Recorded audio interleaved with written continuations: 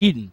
The garden was, of course, an earthly paradise of trees and lush vegetation, planted or created by God and occupied by the first human beings, Adam and Eve.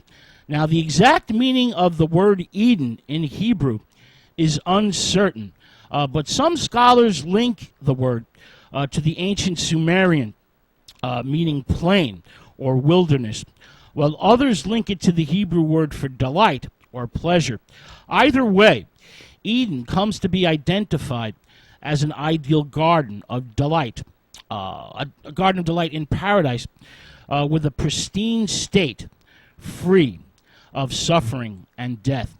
Now, the exact location that the authors of the book of Genesis had in mind, is a matter of scholarly debate.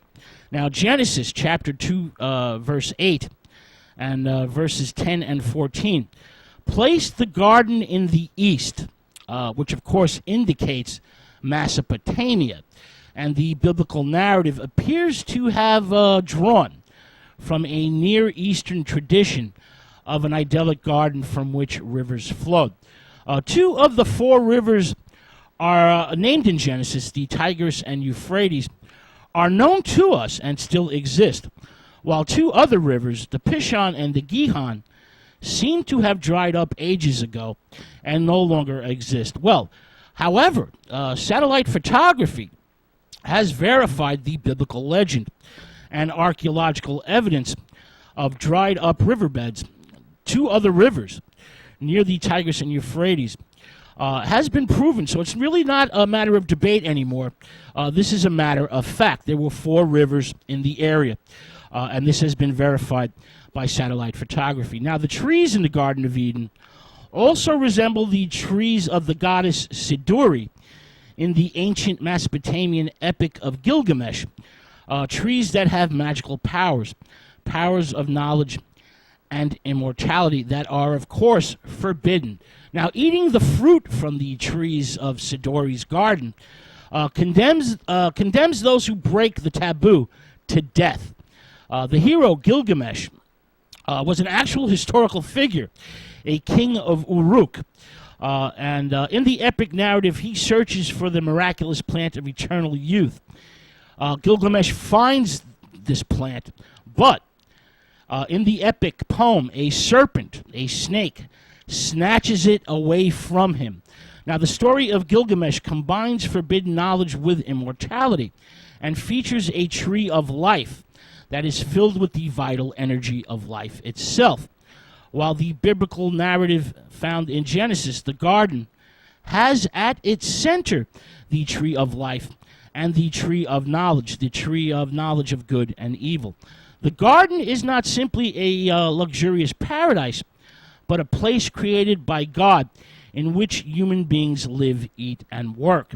Eden functions as a type of unbroken relationship between God, humanity, and nature. Another possible location for the Garden of Eden is the land of Cush. Cush was in Nubia, south of Egypt. And, of course, Nubia, the land of Cush, was linked to both Ethiopia and the Sudan desert regions. Now, the Sudan desert was once a lush green vegetation-filled paradise, and archaeological evidence has proven that the area was inhabited during prehistory. The land of Cush is mentioned in Genesis chapter 2, verses 11 through 13, as well as chapter 10, verses 6 through 14.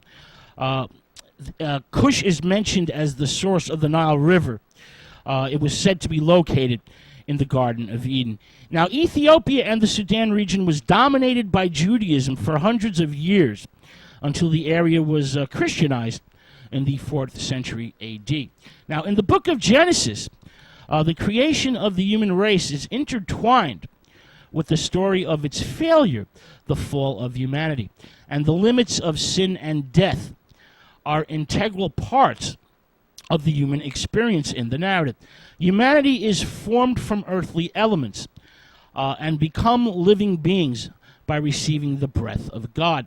For everything that exists or becomes or comes into being has its origins in God's commanding word.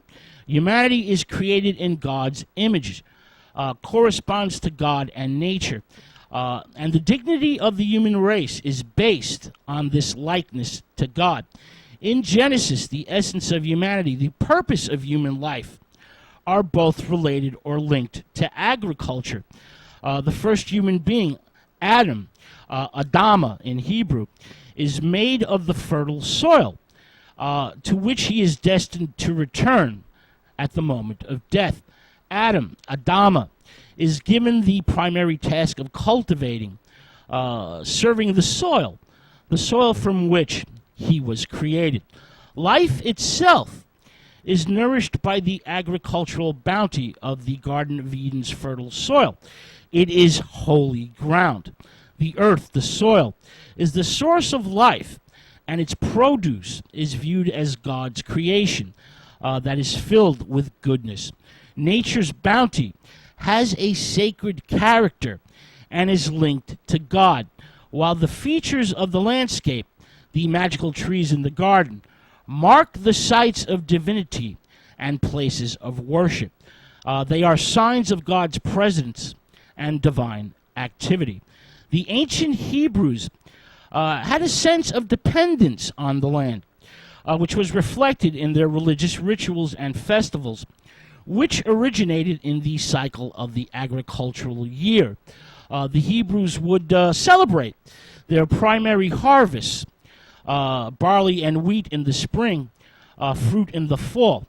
This is found in Exodus, the book of Leviticus, and Deuteronomy, and acknowledged God's divine power to make the land and livestock fertile, and present to the Lord the best fruits of the harvest and the choice specimens from their flock. They also integrate political events into feasts and festivals, into these seasonal celebrations, in a formative and unifying manner. Every aspect of life, religious, social, economic, is linked by the Hebrews to the cultivation of the earth. And the concept of the first human being, Adam, Adama, which means muddy, earth or soil.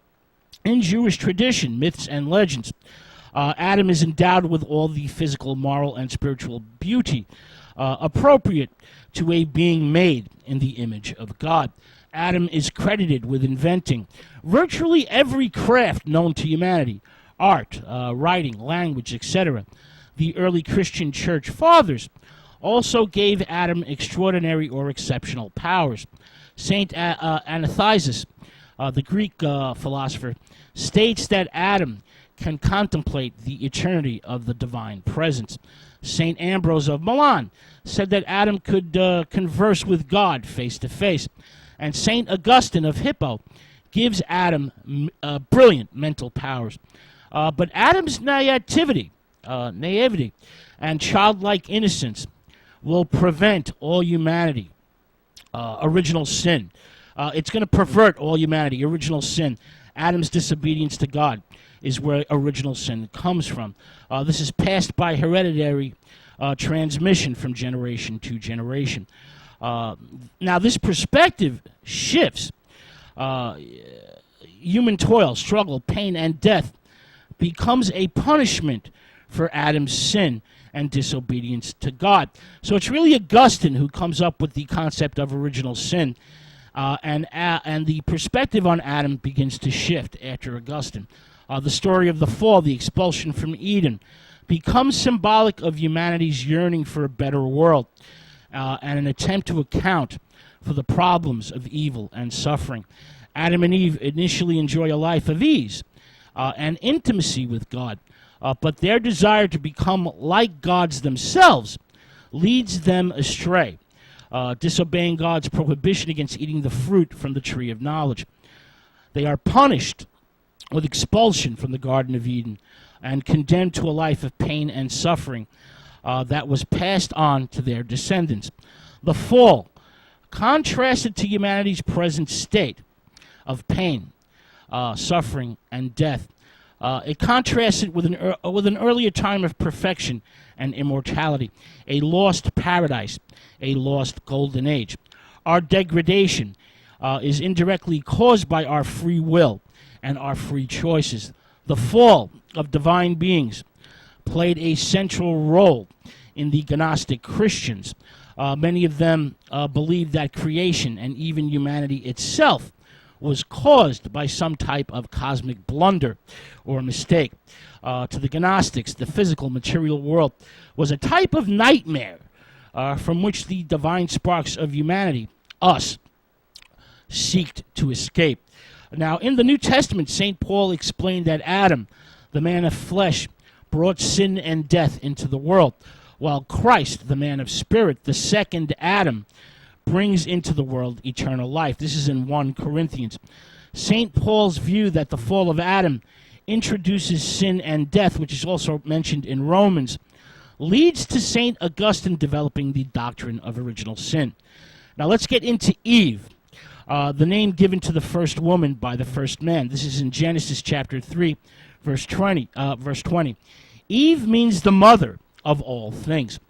Now, Eve comes into a new prominence in the 2nd century BC as rival Jewish sects debate Eve's behavior and character, speculating about the source of evil and the origins of humans' suffering. Eve's disobedience to God in the garden becomes linked with the story of the angelic revolt during this, Jewish debate in the 2nd century BC. And the serpent, the snake, or reptilian tempter, metamorphosizes into God's cosmic opponent, the adversary Satan. The doctrine of evil, of the evil female impulse, sadly takes hold, with female sexuality seen in a negative light. And Eve becomes the scapegoat. Eve's greatest sin, according to this view, is to copulate with the snake. Her trespass becomes sexual in nature. Satan sprays the fruit with lust just before Eve bites into it, and female sexual desire becomes responsible for the loss of paradise and the fall of humanity. Death becomes Eve's ultimate legacy to her descendants, and Adam, the first human being, also becomes the first one to die. Eve is viewed as gullible and morally fragile and sexually unbridled or sexually unbound. Now, this post-exile, Jewish negative viewpoint of Eve would persist into the early Christian era,